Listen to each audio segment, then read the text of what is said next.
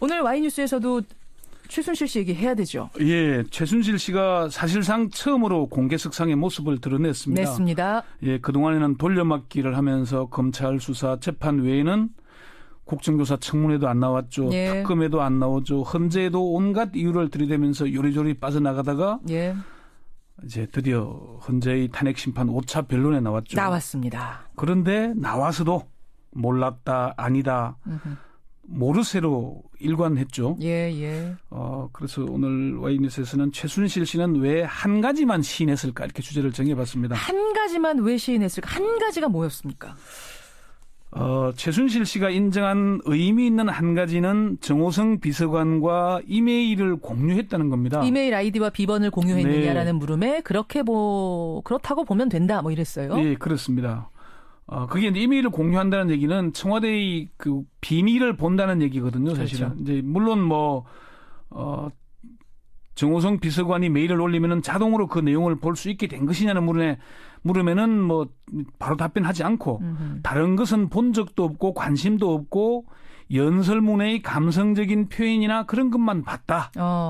고위공무원 인사자료가 포함됐냐는 추궁에는 본 적이 없다. 그건 본 적 없다. 그냥 연설문 봤는데 그중에서도 감성적인 표현 난 이런 것만 봤다. 근데 그게 여기 감성적이라고 따로 나와 있지 않잖아요.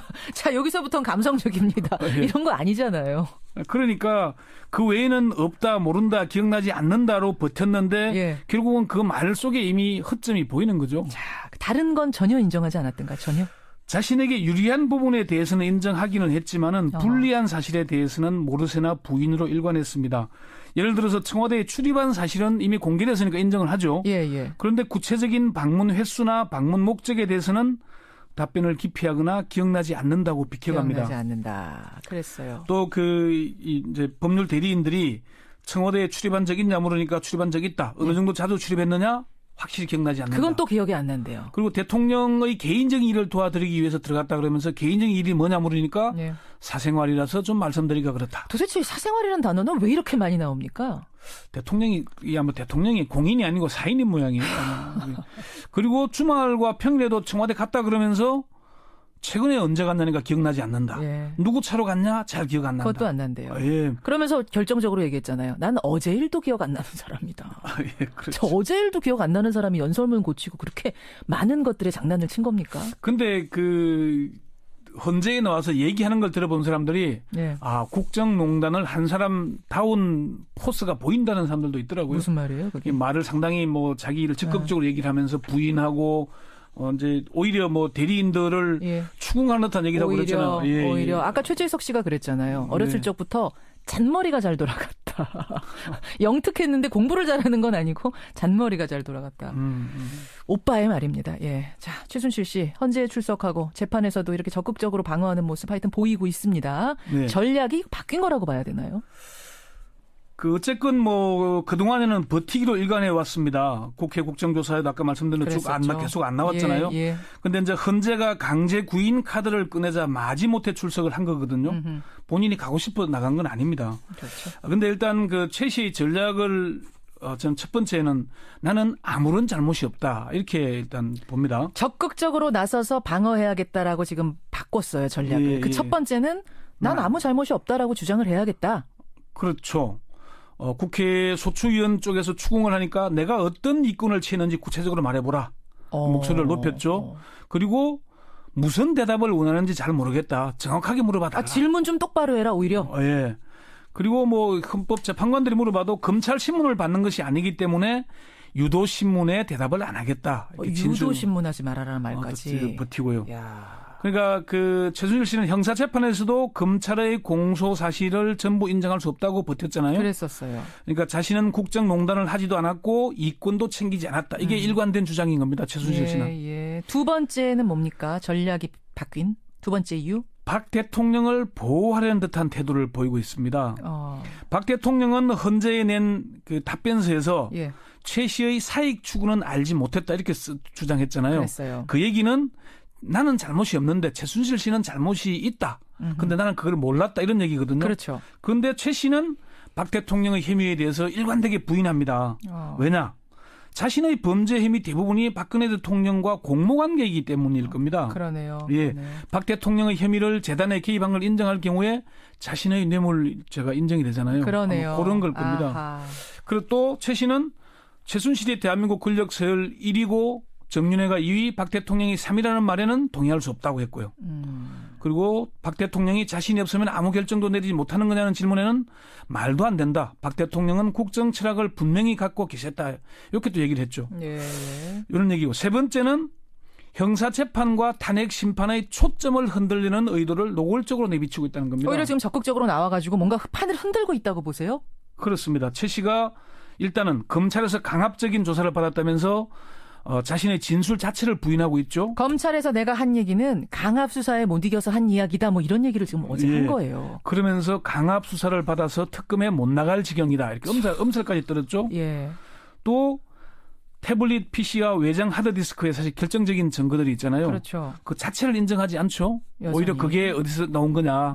또 이렇게 물타기를 하고 있죠. 예. 그리고 미르 K스포츠 재단에 있는 의혹에 대해서도 고영태와 차은택한테 혐의를 뒤집어 씌웁니다. 아하. 고영태의 진술은 신빙성도 없고 계획적으로 모든 일을 꾸몄다고 생각한다. 완전히 조작이다 이렇게 얘기를 했잖아요. 어제 그 박범계 의원이 국회 소추위원단이니까 현장에서 보고 왔는데 예. 최순실 씨가 핵심 증거를 부인하면서 물타기 하려는 의도를 보였다 이렇게 얘기를 했습니다. 최순실의 어제 태도 네 번째 보이는 건 뭡니까? 박 대통령과 맞춤형 답변을 내놓고 있다는 겁니다. 그래요? 박 대통령이 그 태블릿 PC가 보도된 다음 날 10월 25일 첫 번째 대국민 사과에서 예. 최순실 씨에게 도움을 받은 사실을 인정했죠. 인정했죠. 잠시 한번 들어보시죠. 최순실 씨는 과거 제가 어려움을 겪을 때 도와준 인연으로 개인적인 의견이나 소감을 전달해주는 역할을 하였습니다. 일부 연설물이나 홍보물도 같은 맥락에서 표현 등에서 도움을 받은 적이 있습니다. 이게 지금 다른 사람 얘기가 아니라 박근혜 대통령 얘기예요. 예, 요 얘기가 있는데 최순실 씨가 어제 나와서 한 얘기는 다른 것은 본 것이 없고 연설문의 감성적인 표현이나 그런 부분만 봤다. 대통령이 일부 도움을 받았다는 거 맥을 같이 하죠. 예. 또 청와대가 검찰의 공소장을 사상 누각이라고 전면 부인했잖아요. 예. 그러니까 최순실 씨도 자신의 피의자 진술 조서 요거까지도 부인하는 맞춤형 전략을 펴고 있는 겁니다. 그런 거군요. 최 씨는 스스로 충신으로 남고자 했다고도 말을 했죠. 주변에서 챙겨주실 분들이 없었고 본인이 필요한 개인적인 것을 해드릴 분이 없었다. 예. 저 나름대로는 충신으로 남고자 했는데 무리를 일으켜 죄송하다.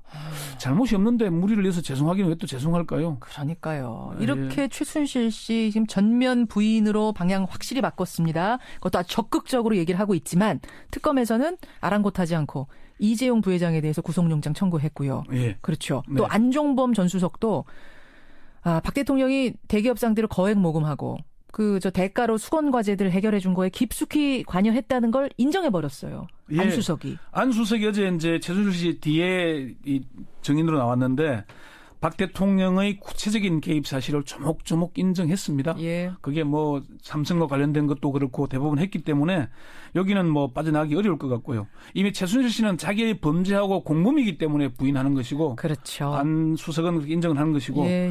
그리고 어제 이제 박영수 특별검사의 이 이재용 영장 청구는 의미가 있는 게 박 대통령과 같이 가는 거잖아요. 같이 가는 뇌물 거죠. 공유니까 뇌물을 준 사람이 있으면 받는 사람이 있는 거니까. 예.